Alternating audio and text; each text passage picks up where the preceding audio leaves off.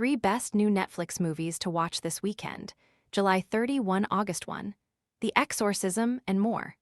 No, Spider-Man.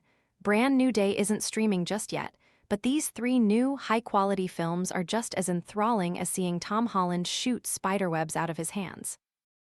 Russell Crowe's been a bonafide Hollywood star for 3 decades now, and he's surprisingly superb as an alcoholic method actor possessed by an all-consuming dedication to his craft, and maybe the devil itself, in The Exorcism.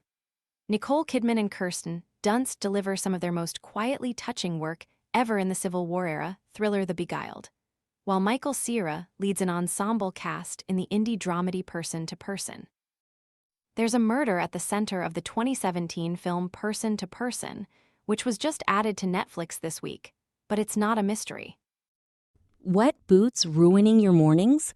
This silent, fanless dryer gently dries boots, shoes, and gloves overnight while helping reduce damp odors, so your gear is ready when you are. Want to get the best verified deal and see full details? Visit grabdeal.us/4 right now. There's certainly suspense in tagging, along with veteran reporter Michael Cera and his trainee Claire Broad City's Abby Jacobson, as they travel around New York City in a vain attempt to interview the policeman involved in the case, the man's wealthy wife, the widow, SNL vet Michaela Watkins. But the film freely slips in and out of this plot to follow characters who may or may not be involved in the case, like teenager Wendy, Tavi Jevinson, or veteran watch repairman Jimmy, Philip Baker Hall. The film features over a dozen characters, but none of them really take center stage. Instead, NYC, with its many weird and wonderful boroughs, communities, and people, is the drama's true star. As a result, Person to Person feels less like a film and more like real life disorderly, a little chaotic, sometimes boring but mostly fascinating.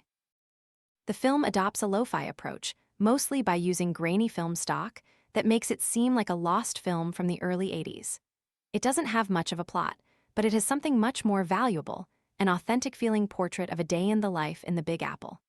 Anthony Miller, Russell Crowe, is a method actor devoted to his craft. He's buried himself researching his latest role as a priest performing an exorcism in a cheesy horror movie, The Georgetown Project. Helped by his teenage daughter, Lee Ryan Simpkins, Anthony believes this role will revive his stagnant career. But when a series of accidents occur on set, Anthony begins to wonder if the movie he's starring in is starting to come true in real life. And as he becomes consumed with his role, he starts to question if his intense method acting is really a disguise for an all-too-real demon who wants to possess his soul. If The Exorcism sounds like The Exorcist, that's because it's clearly inspired by that 1973 film's troubled production history. The Exorcism takes things further by showing that demons are real, and they're probably making Anthony do evil things. Subtlety is not the film's strong suit, but it draws an intriguing connection between the almost fantastical dedication some actors have to their craft and the mystery of demonic possession. As the washed-up thespian who could be a vessel for pure evil, Crowe is simultaneously subdued and hammy. He's a bit all over the place, but he's never not interesting to watch, which is better than the alternative. In 1864, the Civil War is still raging on, and most of the men in Virginia are away fighting for the Confederate Army on the battlefield. That's why school headmistress Virginia Farnsworth, Nicole Kidman, is almost all alone, save for a spinster teacher, Edwina Morrow, Kirsten Dunst, and several students.